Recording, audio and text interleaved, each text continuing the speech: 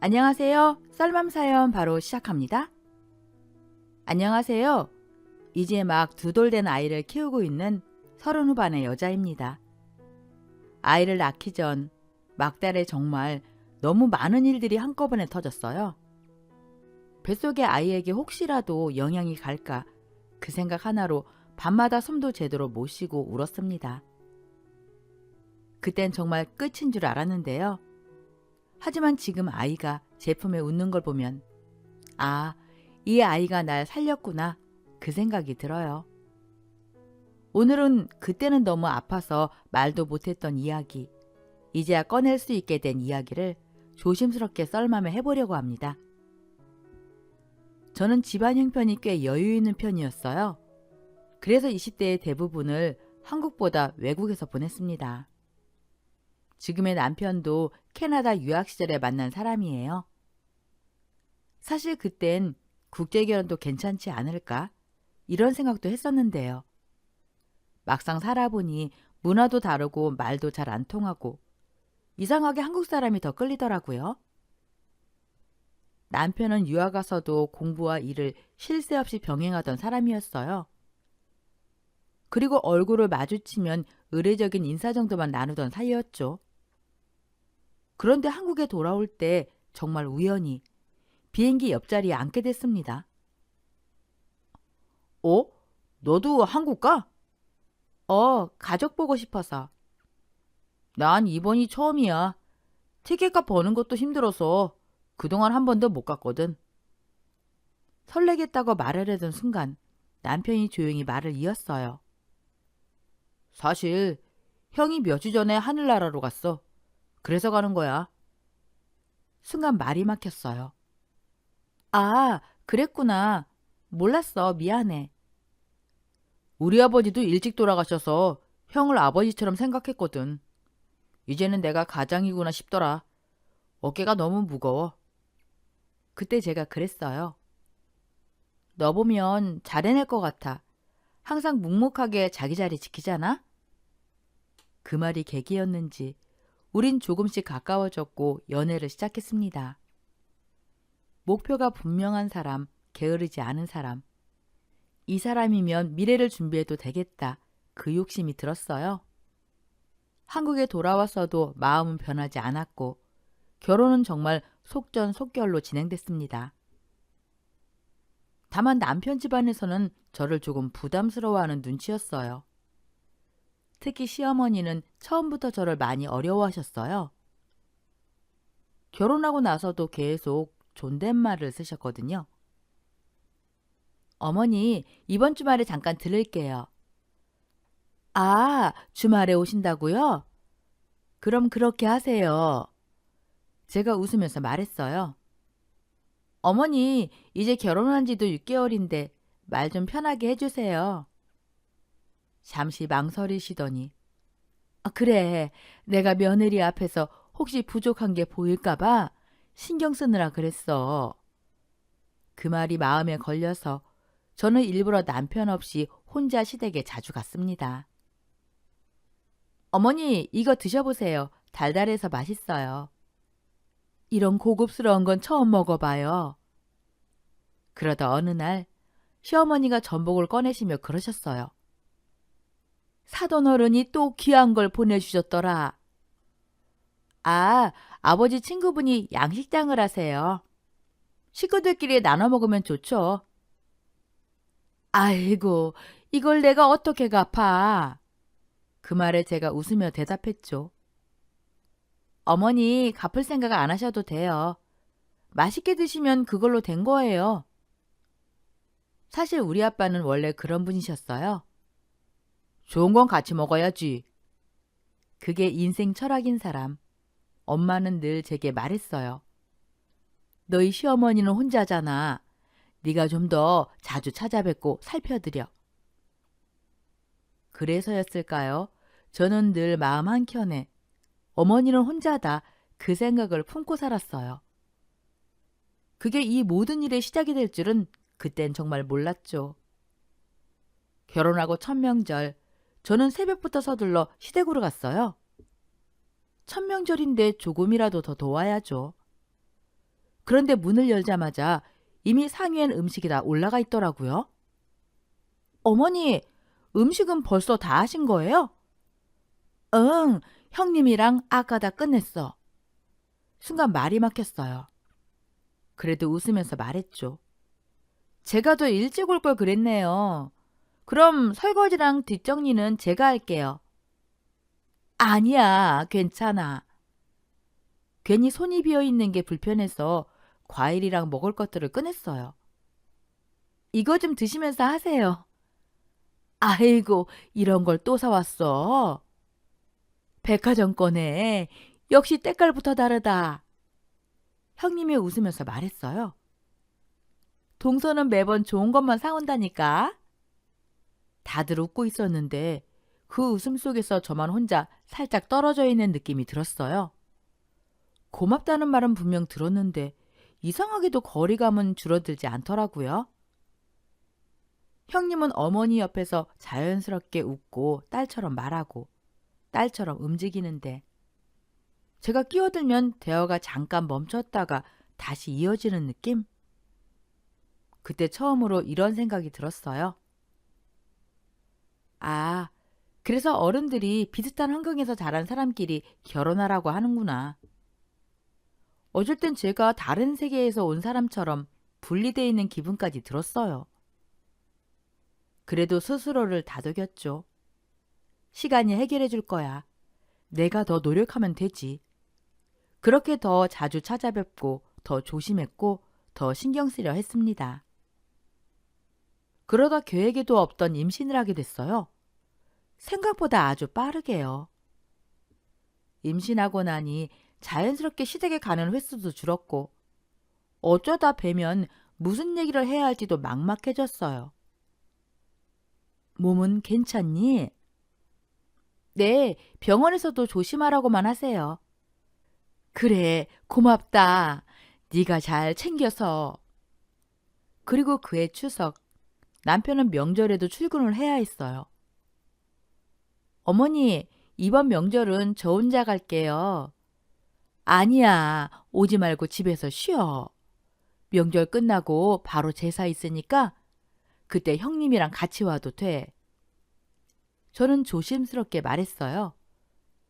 그래도 제가 마음이 불편해요. 임신하고 나서 제가 너무 못 챙긴 것 같아서요. 아이고, 아니다. 네 몸이 먼저지. 저도 배우고 싶어요, 어머니. 명절은 특별하잖아요. 그때 어머니가 계속 같은 말을 하셨어요. 미안하다. 내가 미안해. 그 말이 이상하게 가슴을 찔렀어요. 며느리인데 왜 자꾸 남 같은 기분이 들지? 다른 집은 며느리들 일 시킨다고 난리라던데 우리 집은 반대로 저를 빼놓고 어머니랑 형님 둘만 움직이는 느낌? 섭섭했어요. 솔직히 많이요. 그래서 마음먹었어요. 이번 명절엔 죽어라 일하자. 전날부터 가서 집 청소부터 시작했어요. 그런데도 시어머니는 계속 안절부절 하셨어요. 이제 그만해. 방에 들어가서 좀 쉬어라. 아니에요, 어머니. 의사 선생님이 너무 가만히 있어도 안 좋대요. 결국 저는 눈치 보며 방으로 들어갔고 어머니는 제가 안 보일 때서야 조금 편안해 보이셨어요. 음식할 때 되면 나와서 조금만 도와줘. 네, 알겠어요. 방에 누워 있는데 베란다에서 병풍 꺼내는 소리가 들렸어요. 나가서 도와야 하나? 그런데 또 나가면은 불편해 하실까봐 꾹 참았습니다. 그러다 잠시 후 현관문 여는 소리. 아까 말씀하신 대로 재료 사러 나가신 것 같았어요. 이제 곧 음식 시작하실 텐데 그 생각이 들어서 저는 먼저 준비라도 하려고 조용히 마루로 나갔습니다. 그때는 몰랐어요. 그 마루에서 보게 될 장면이 제 마음을 그렇게까지 무너뜨릴 줄은요. 지금 듣고 계신 채널은 썰맘입니다. 마루에 나가보니 아까 시어머니가 꺼내려 담은 병풍이 반쯤 펼쳐져 있었어요. 살짝 펼치자 먼지가 후두둑 떨어졌고 이거라도 정리해 놔야겠다 싶어서 걸레를 들고 병풍 뒤로 갔습니다. 그때였어요. 현관 쪽에서 시끄러운 소리가 났어요. 형님 오셨나? 몸을 일으키려는 순간 익숙한 두 사람의 목소리가 겹쳐 들렸어요. 시어머니와 형님. 그리고 곧 속삭이는 소리가 들리기 시작했습니다. 동서는 방에 있지? 네. 이렇게 시끄러운데도 안 나오는 거 보면은 자는 것 같아요. 그래. 혹시 모르니까 이쪽으로 와서 얘기하자. 저는 본능적으로 숨을 죽였어요. 아니, 겉으론 퍼주기만 하는 척하면서 돈 얘기는 죽어도 안 꺼내잖아. 원래 부자들이 더해. 작은 돈에 더 계산적이야. 결혼한 지 1년이 다 돼가는데 건물 얘기는커녕 눈치만 보게 만들고. 사람이 같이 있으면 숨이 막혀. 잘난 티는 얼마나 내는지. 대우받고 싶어하는 거 딱 보여. 싸가지 없게 말이야. 제 손이 떨리기 시작했어요. 오늘은 또 왜 굳이 오겠다고 했어요? 오지 말라고 했는데도 말 안 듣잖아. 빨리 상연히 설득해서 와이프한테 돈 좀 받아오라고 해야지. 그 순간 심장이 쿵 내려앉았습니다. 옛날엔 머리 잘 돌아가더니 왜 이렇게 둔해졌어? 배부르고 등 따뜻하니까 그렇지. 걱정 마. 걔가 얼마나 크레이지한 애인지 너도 알잖아. 그리고 그 다음 말은 사람 입에서 나올 수 있는 말이 아니었어요. 차라리 바람이라도 나서 나한테 다 넘어오면 좋겠는데. 아니면 애나타가 갑자기 저 세상 가는 것도 깔끔하지? 순간 눈앞이 캄캄해졌습니다. 제 재산 얘기도 아니고 제가 없어져야 한다는 말을 이렇게 아무렇지 않게 한다는 게 소름이 끼쳤어요. 몸이 얼어붙어서 소리도 눈물도 안 나왔어요.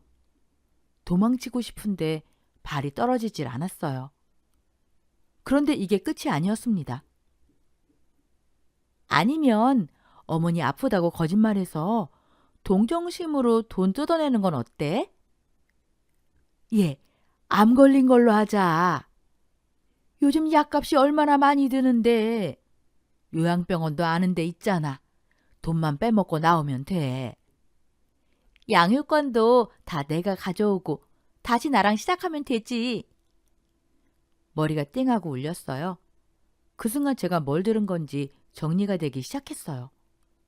남편과 형님이 과거에 함께 살았고 제가 이혼하면 다시 합치겠다는 이야기. 심장이 바닥으로 떨어지는 기분이었어요. 그때 형님 휴대폰이 울렸습니다. 자기야. 응, 나 엄마랑 있어. 엄마 핸드폰 안 받는다고? 여기 있으니까 바꿔줄게. 시어머니가 말했어요. 상현아, 엄마야. 며느리는 안 온다. 내 며느리는 영원히 유미야. 그 말에 눈물이 확 쏟아질 뻔했어요. 뱃속 아이가 미친 듯이 움직였고 저는 입을 틀어막은 채 그 자리에 주저앉았습니다. 이 집에서 제가 어떤 존재였는지 그날 처음 알았어요. 아, 정말 이것들 사람이 못할 짓을 한다. 두 사람은 아무 일도 없었다는 듯 말했어요. 일단 마트에서 배달 온 거 같이 옮기자. 그 말을 끝으로 둘은 자리를 떴고 저는 그 순간 방으로 들어가 문을 닫았습니다. 가슴이 터질 것 같았어요. 울음이 치밀어 올랐지만 억지로 숨을 고르며 머릿속을 정리했어요. 그리고 그제야 퍼즐이 맞춰지기 시작했어요. 시어머니가 유난히 저를 멀리했던 이유, 아주버님이 돌아가셨는데도 형님이 그렇게 자주 시댁에 드나들던 이유, 예전에 한번 너무 이상해서 남편에게 물어본 적이 있었어요. 형님은 왜 이렇게 자주 오셔? 형수님은 부모도 없고 형제랑도 연 끊은 지 오래야. 가족이 엄마밖에 없어서 그래. 그 말을 듣고 저는 형님을 참 안쓰럽다 생각했어요. 효부라고까지 생각했죠. 그런데 알고 보니 그 여자는 남편의 과거 여자. 시어머니에게는 딸이자 전 며느리 같은 존재였던 거예요. 분노가 끌어올랐지만 그때 저는 결심했어요. 감정대로 움직이면 내가 미친 사람 된다. 이건 냉정하게 가야 한다. 차근차근 증거를 모으자. 이 사람들한테 당하지 않으려면 내가 정신 바짝 차려야 한다. 솔직히 말하면 그 자리에서 뛰어나가 머리끄덩이 잡고 다 뒤집어 엎고 싶었어요. 하지만 참았습니다. 이를 악물고요. 잠시 후 두 사람은 콧노래까지 부르며 부엌에서 일을 시작하더군요. 저는 막 자다 나온 사람처럼 연기를 하며 나갔어요. 아, 어머니, 형님. 아이고, 아가 잘 잤니? 네, 너무 깊이 자서 오신 줄도 몰랐어요. 어쩜 이렇게 피부가 좋니? 임산부 중에 이렇게 예쁜 사람 처음 본다. 그 말들에 기가 찼어요. 그 웃는 얼굴 뒤에 뭐가 숨어 있는지 이미 다 알아버렸으니까요. 저는 결국 말했어요. 어머니, 제가 할 게 없으면 먼저 가봐도 될까요? 몇 주 뒤 제사 때 그때 제대로 도와드릴게요. 두 사람은 서로 눈을 보더니 얼른 고개를 끄덕였어요. 그래, 그래. 이 정도면 많이 도와준 거야. 몸조리 잘해. 거의 떠밀리듯 집을 나왔어요. 집에 와서도 남편 얼굴을 보는 게 너무 힘들었어요.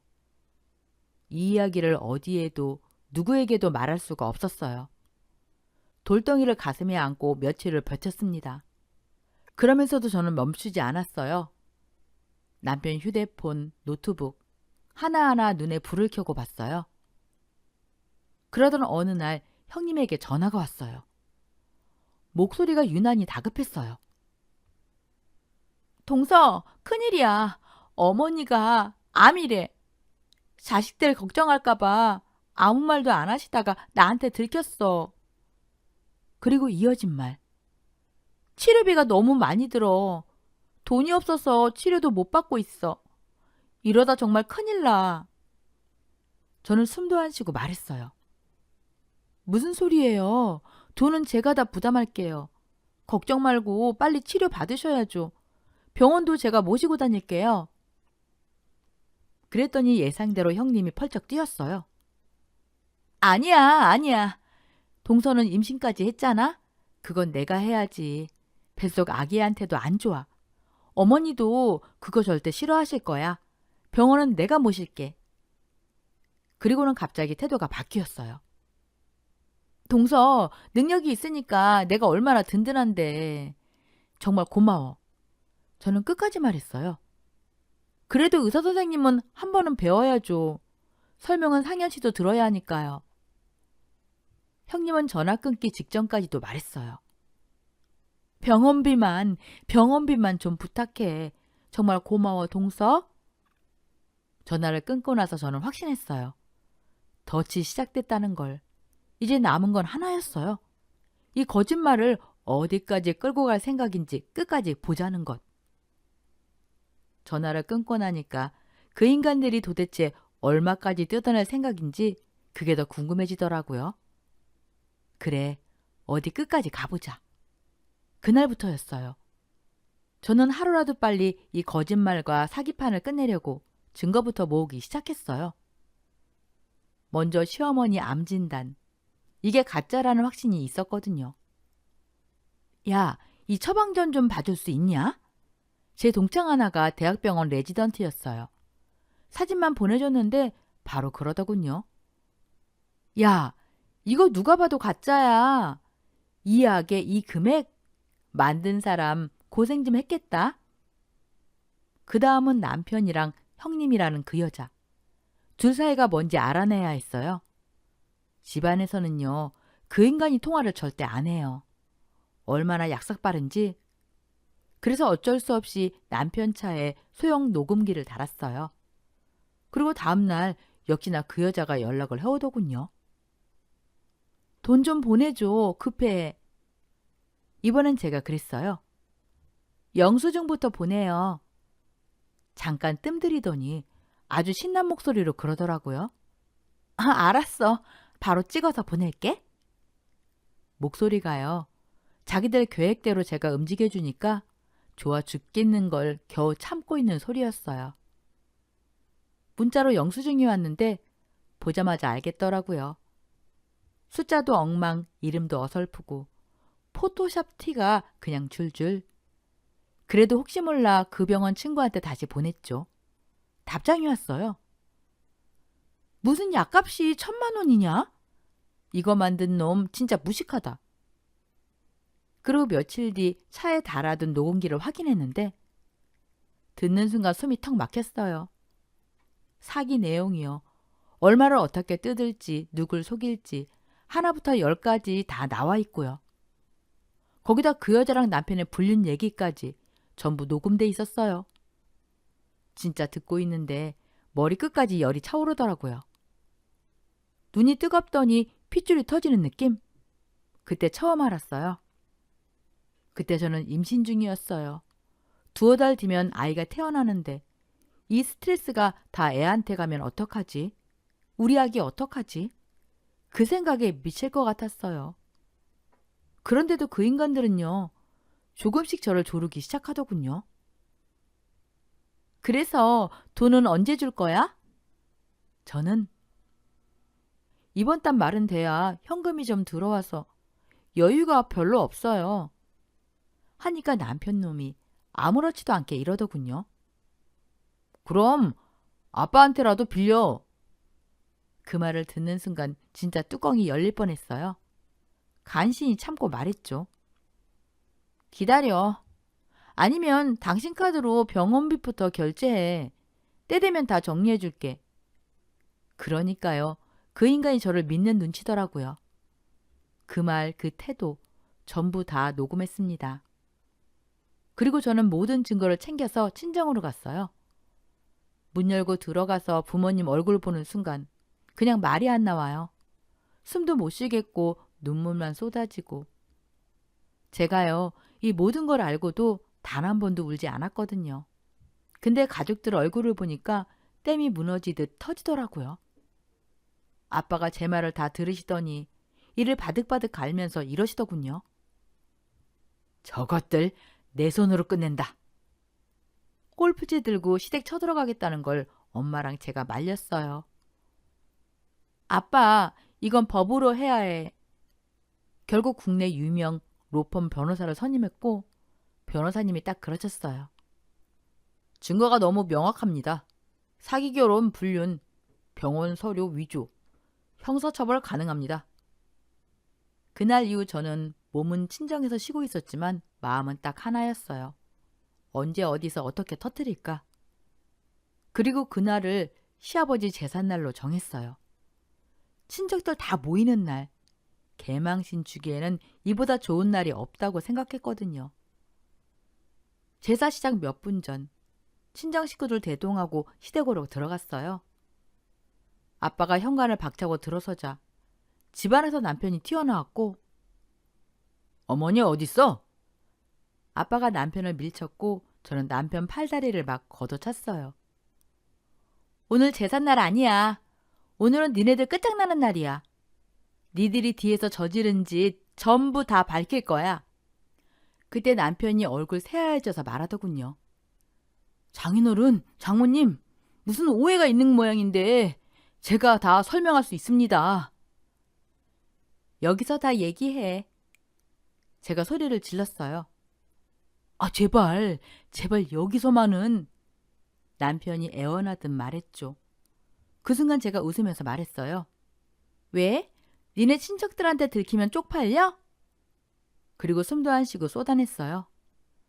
너랑 네 엄마 내 돈 뜯어먹으려고 암 걸렸다고 거짓말까지 했잖아?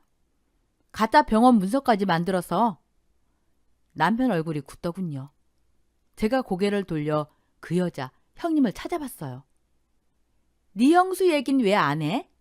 아, 하긴 너랑 아주 각별한 사이였지? 친척들 쪽을 향해 소리쳤어요. 여기 있는 분들 이거 다 알고 계셨어요?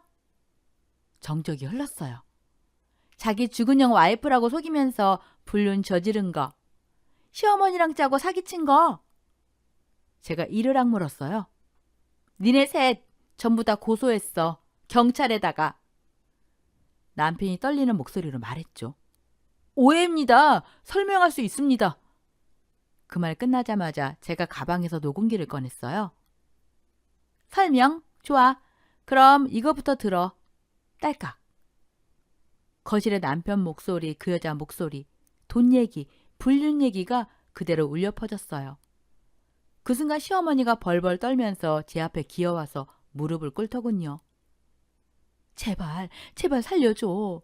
네가 우리 집 살려줄 줄 알았어. 남편도 울면서 변명을 늘어놨어요. 외국 갔을 때, 너 처음 봤을 때 결혼 생각한 건 사실이야. 진심이었어. 그 말을 듣는 순간 아빠가 앞으로 나가셨어요. 시아버지 차례상 앞에서 골프채를 들어 올리더니 있는 힘껏 휘두르며 소리치셨어요. 이딴 자식 낳아놓고 이딴 짓을 방관해? 접시가 깨지고 상 위가 엉망이 됐어요. 저도 참지 않았어요. 날아오는 접시를 잡아 모조리 바닥에 던져 깨부셨죠. 집안은 아수라장이 됐고 친척들은 얼굴이 하얗게 질린 채 하나둘 빠져나갔어요. 그날 그 집은 완전히 끝났습니다. 이 사연은 썰맘에서 전해드리는 이야기입니다. 그 뒤로는 법정 싸움이었어요. 그 인간들 증거 없다고 큰소리치더니 변호사 2명이나 선임했더군요. 하지만 결과는 명확했어요. 모든 소송에서 제가 전부 승소했습니다. 남편은 사기 결혼과 불륜으로 처벌, 시어머니는 병원 문서 위조 방관으로 벌금, 그 여자는 상간녀 소송과 위조 혐의로 처벌, 그리고 저는 위자료, 재산분할, 양육권의 양육비까지 전부 다 받았습니다. 재판은 끝났지만 제일 힘들었던 건 아이를 낳고서도 법정을 오가야 했다는 거예요. 산후조리도 못하고 몸은 부서질 것 같았죠. 그런데 더 슬펐던 건 아이가 태어났는데도 추가받지 못했다는 것이었어요. 그 인간들에게 제 아이는 없는 자식이나 다름없었거든요. 가슴이 찢어지더군요. 그래도 생각해보면요. 이런 인간들 밑에서 아이를 키우지 않게 된 것만으로도 다행이다 싶어요. 이제 저는 엄마라는 이름으로 제 아이를 지킬 겁니다. 언젠가 아이가 커서 아빠에 대해 물어보는 날이 오겠죠. 그때를 위해 저도 제 마음을 천천히 갈고 닦고 있어요. 아직 상처는 깊지만 그 상처마저 제 삶으로 안고 가보려고 합니다.